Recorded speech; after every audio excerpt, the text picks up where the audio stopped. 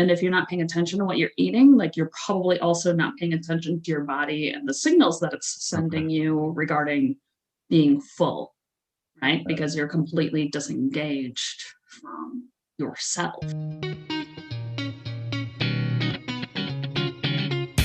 This is the Begin Within podcast, where we believe real, lasting health and fitness requires you to start inside before you work out. I'm your host, Nate Slegger, and I'm here to show you behind the scenes of fitness. You already know exercise is good for you, but what about all the other things in life that affect your fitness? If you're looking for extra motivation to get started or to make sure you keep going, this is the place for you.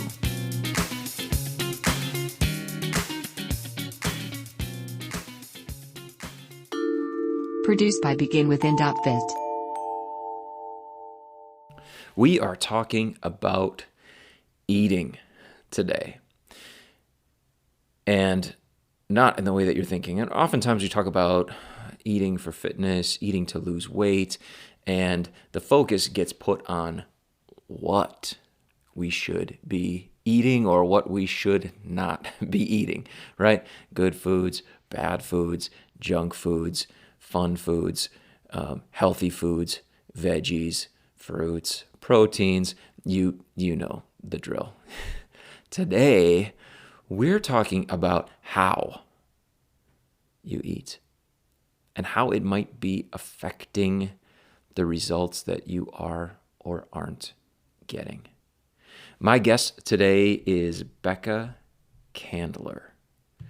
She is a behavior change guru, we'll call her, who is passionate about helping people live to their optimal potential. She has a master's degree in exercise psychology and a personal trainer certification through the American College of Sports Medicine. She has, in her career of over 15 years, worked with people as a habit change counselor, as a trainer. She's worked as a manager in the fitness industry, and she is devoted to empowering others to make healthy choices that increase their longevity and improve the overall quality of their life. In particular, what I think is really interesting is that in the past, she worked as a counselor at a weight loss resort. And today, she's going to share with us some of the, I'll call them tips and tricks that she would teach her clients in that environment to learn how to eat differently, learn how to approach the process of eating in a more healthy way. So she is going to share kind of those hacks with you today in this interview that I did with her. But before we get started, I just want to take a moment to check in with you and invite you to check in on yourself and just ask, how am I doing? Ask yourself that question. How am I doing? Am I headed in the direction that I want to be? If you aren't, if you're feeling frustrated, if you're feeling like things aren't working, you're not getting the results you want, we're here to help. We absolutely want to help, and I want to encourage you to reach out and book an appointment with a coach so that you can make sure that you're headed in the direction you want to go. How do you do it? Go to beginwithin.fit. Click on the Join Our Challenge button. What that is going to do is basically take you into a calendar where you have an opportunity to book a call with a coach. We'll tell you about the challenge. We'll tell you if you're a good fit or not based on your aspirations and your goals and where you're at. But more importantly, you'll have an opportunity to connect with someone who can support you in this crazy journey we call fitness. Oh, and if you haven't done so already, before we dig into the interview, put this on pause and make sure you are following or subscribing to this podcast. And also, please give us a great rating and a really nice review if you don't mind. Now, you know my style. I like to tell you ahead of time what you are going to hear. And then at the end, we're going to wrap up and hopefully help you design some action steps around what we learn during our interview. So 3 themes that I want you to listen for. First of all is the need to develop an awareness around the process of eating. A lot of the tips and the tricks that you hear Becca share are around that, improving our awareness of eating. Secondly, the benefits of changing our environment in order to support us in our goals when it comes to eating. And then finally, working with the established need. So we're going to talk a little bit about some psychology. Freud's name comes up, and an interesting little principle comes forth in this interview that was really interesting to me and beneficial to me personally. You're going to hear why in the interview, but it has to do with getting to know our brain, getting to know some of our habits and what needs are being met by the habits that we have. And then of course, finding healthier ways to solve those needs. So listen for that. And in particular, that's going to be around a conversation that we have about snacking. Here is my interview with Becca Kandler. While a lot of people want to focus on the what they're eating, sometimes the how can be just as important. So just tell me a little bit about that. Yeah, I guess over my years of working with people, I've made kind of numerous observations about like how people eat and the lack of mindfulness or the lack of chewing, and some people openly admit that they just inhale their food and they're not joking about it. Okay. And how that can influence how much somebody eats without even realizing it. What would a healthy eating habit look like in terms of mindfulness? Yeah, having some intentionality. I think I've talked to a lot of clients, and we've even talked before about not being distracted while we're eating. While you're eating, you are actually paying attention to what's on your plate and what's going from the plate into your mouth, as opposed to being distracted by television or phones and devices that before you know it, you've just eaten out of the whole pot, whatever you might have just cooked, versus you didn't even transfer it to a plate, right? I'm watching this TV show, not paying attention to at all what I'm feeling. If you're not paying attention to what you're eating, you're probably also not paying attention to your body and the signals that it's sending you regarding being full, right? Because you're completely disengaged from yourself. What you're recommending is almost becoming more in tune to the eating process and maybe even to the food itself, almost being more interested in the event of eating, and that's absolutely helpful. Yeah, absolutely. Yeah. There are some schools of thought that will tell you that it should take twice as long to eat your food as it did to prepare it. Okay. And that's hands-on preparation. So if you're, something's in the oven for an hour, it doesn't take you 2 hours. But the hands-on preparation of something. I ask myself this, and I even challenge you, do I do that? Does it take me? I think I have to be really intentional about it and kind of slow down and not allow myself to be distracted, sit down at an actual table. Yeah. Yeah. It's interesting that you say that, because I've been trying when I have the opportunity to, like if I'm at home, working from home or whatever, and I'm okay, it's lunchtime, instead of sitting in the computer and like eating and working, like sitting down at the table with just my food. And Yeah. what I've noticed is, and actually Amanda noticed this, because now we eat dinner together. I take a lot longer now than she does to eat. And she's like, it takes it, like you're chewing forever now. Like she's fine with it. But it's kind of interesting that I think that intentionality now has led me to, without even knowing it, just slowing down more when I'm eating. And I think that might be maybe just a normal part of the process, right? Yeah, I think it's a normal part of the process, right? If you're not distracted, you're sitting at your table, whether it's with your family or alone, with a plate of food in front of you.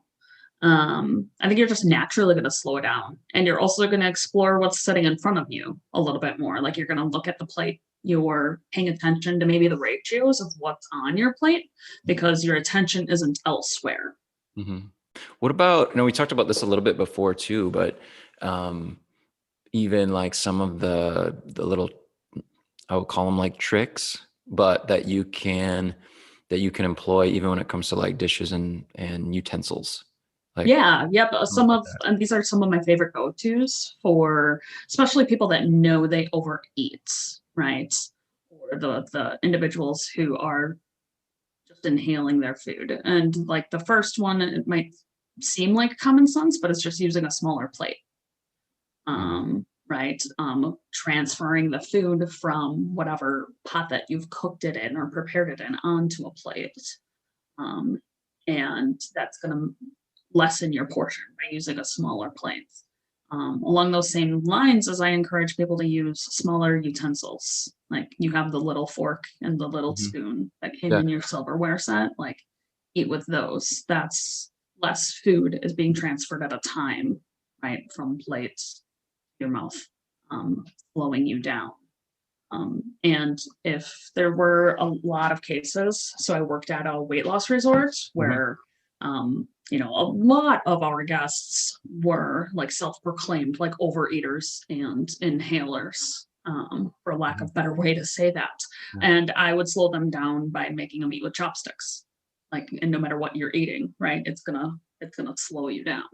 It can be really, really frustrating, Yeah. but it will certainly it'll bring your attention to the task at hand. You have no other choice other than to think about it. Yeah, there's only so much you can pick up. It might be frustrating. You're forced to slow down because you're maybe dropping things that a big spoon would just scoop right up. Right. Um, hmm, cool. As you were talking, I was thinking a little bit. We have some friends, and we joke that they make it look like so much fun. Like when we go out to eat with them, and they all share like what they get, but they're like tasting it like they're food, food taste testers. I'm trying to, like the judges on a cooking show.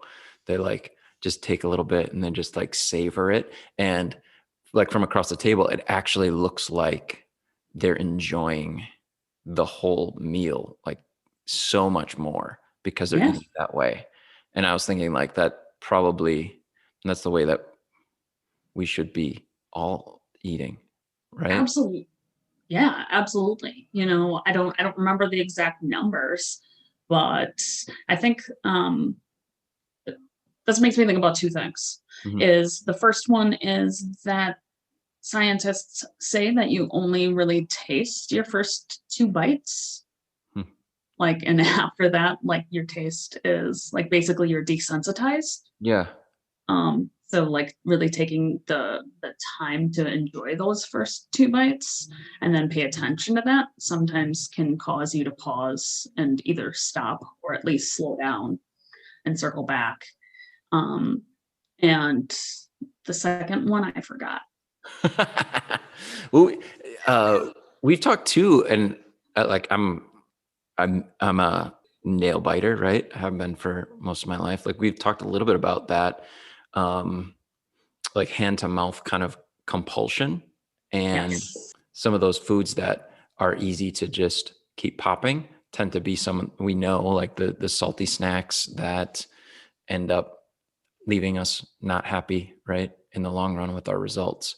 What are some ways around that you found? Yeah, so I think this is something that you want to work with when trying to change behavior because it's meeting some level of need, Mhm. right? That hand to mouth, let's call it compulsion. It circles back to like Freudian theory, and that it's the same thing that has like smokers smoking with their cigarette. It's that connection. It is meeting some kind of need, whether you realize it or not. So if we can work with that by making healthier choices, um, I know that I have some level of that. So when I'm going to a meal, I cut my food into tiny pieces. Like I also use like a small fork. So as much as I can be going back and forth, I know that that's serving some need, Mhm. which is like, since I know that I can work with it. Like oftentimes, right, snacking, it's so you know that's you, make a better choice. Like popcorn's not all bad, right? It's how much of it are we eating and what are we putting on it, Hmm. right? So an air popped popcorn is going to still get this. Is that something you need at the end of a long, hard day when you're just trying to relax? Maybe. Let's work with it Mhm. instead of against it. Um, Interesting. Huh. So it's kind of like, oh, I feel, have the inclination to eat, like to snack, but if I'm more in tune to the fact that I'm not really hungry, kind of saying like, oh, well, maybe it's that need that needs to be met, and I'm gonna do that, but with something maybe healthier, right? yeah. Instead of like, Yep. I need a really tasty snack. I don't. I just need something that I can pop in there, little baby carrots or whatever, right? Right. Nope, exactly. Yeah, something that you can like portion and still get that. Like, and alternatively, sometimes it's just occupying the mouth can Mhm. satisfy that need as well. So this is where sometimes chewing gum can be a substitute. Mhm. Um, if for some people, if it's like if you're not sure that you're hungry, try chewing a piece of gum. Like, you can't tell me you're like, I think I'm hungry, but I'm not sure. Like, try a piece of gum and then tell me if you're hungry or not. It's occupying the mouth or a Jolly Rancher, Mhm. Lifesaver, something as long as you don't chew on those, like it's going to occupy your mouth for a period of time. And then while that is in your mouth, you should be able to tell like whether you're truly hungry or not. Hmm. Okay, cool. So maybe just like a final question, if this is like kind of all new uncharted territory for someone, um, and a conversation like this leads them to feel like, oh my goodness, I don't even know where to start. I have so many changes I have to make. What would you recommend that person do first? Like, what would be like the smallest step to move in the right direction? I think like one of two things. It's either first like act like sitting down at a table without distraction when you eat. Okay. Like truly pay attention yourself, like have some introspection there. And the second, like if you already do that, because I know a lot of families that already do that, like families sit down at the table, right? Is smaller plates, Okay. like doing the smaller plates, smaller portions, um, to minimize it. Those would be my first two kind of simple, non-invasive go-tos to start changing those eating behaviors. All right. Cool. Hey, thanks a lot for those ideas. Yeah, thank you. All right. I feel like I got a little bit of a therapy session there at the end of our interview around the hand to mouth compulsion. So thank you very much, Becca, for that. Hey, here's the bottom line. If the person that you want to be is smaller, that is, they weigh less, they have less body fat, however you want to say it, that means that they eat less than the person you used to be, right? So the tips that we just heard from the expert all have to do with finding ways to do just that, to eat less. How do we do it? I asked you to listen for 3 themes. The first one, super important throughout our interview, was awareness. Awareness around the process of eating. Becoming more aware of the food that we're eating, becoming more aware of the body's signals, those signals that our body is sending us of feeling hungry, of feeling satisfied. So awareness, number 1. And I would ask you, what might you do of the things that we heard to improve your skills in awareness around how you eat? The second theme had to do with the benefits of changing our environment and ways to change our environment so that we do that, so that we slow down, so that we eat smaller portions. So some of those hacks we talk about, the smaller plates, the smaller utensils, those kinds of things. And then the third theme, working with the established needs. So as we're making changes to our behaviors, there might be some needs that are being met beyond just fueling our body, right? If we look at food as fuel, okay, that's the basic thing. But let's be honest, there are other needs that eating and food might be filling.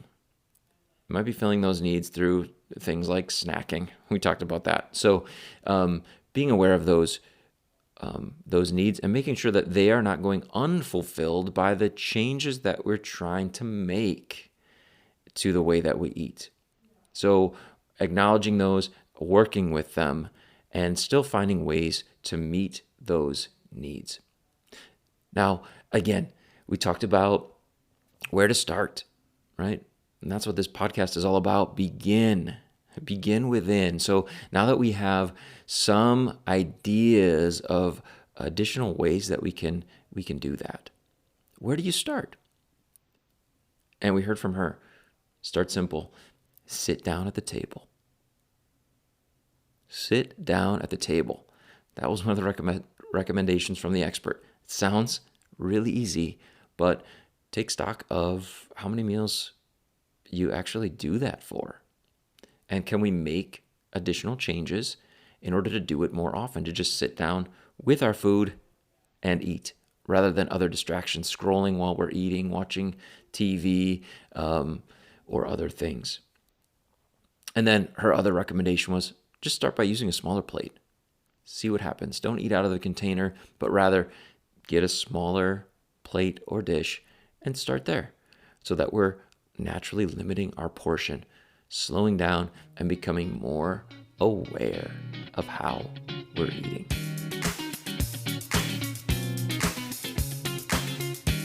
If you are tired of feeling frustrated and disappointed with fitness and you're ready to get on the path to being the healthy person you want to be, just go to beginwithin.fit and click the Join Our Challenge button. We can't wait to support you in your fitness journey and help you to get the results you deserve.